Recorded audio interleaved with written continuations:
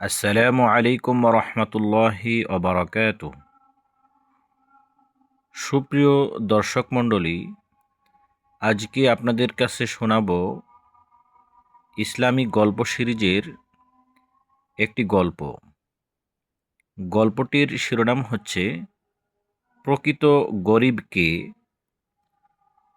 আমাদের নবী হযরত মুহাম্মদ সাল্লাল্লাহু আলাইহি ওয়াসাল্লাম প্রকৃত গরিব ও দরিদ্রের ব্যাখ্যা করতে গিয়ে বলিয়াছেন, আমার উম্মতের মধ্যে প্রকৃত দরিদ্র ও গরিব ওই ব্যক্তি যে কিয়ামতের দিন নামাজ, রোজা, হজ, জাকাত ইত্যাদি নানা রকমের এবাদত বন্দিগি নিয়ে উপস্থিত হইবে, কিন্তু সে মোটেই উহার ফলাফল ভোগ করতে পারবে না।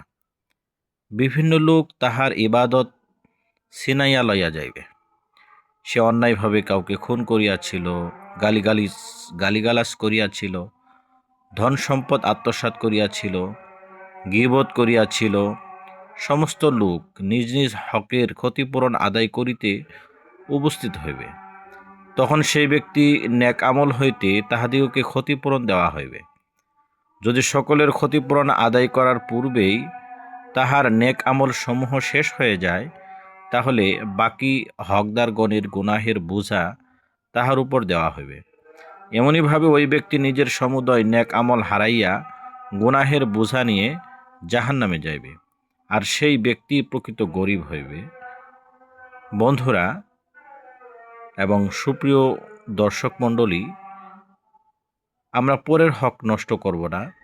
গীবত, মিথ্যাচার, কাহাকেও খুন বা মারধর করা থেকে বিরত থাকব।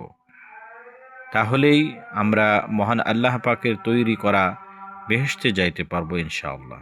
আর যদি বিরত না থাকি, তাহলে বর্ণিত ব্যক্তির নেই আমাদেরকে জাহান্নামের আগুনে জ্বলতে হবে।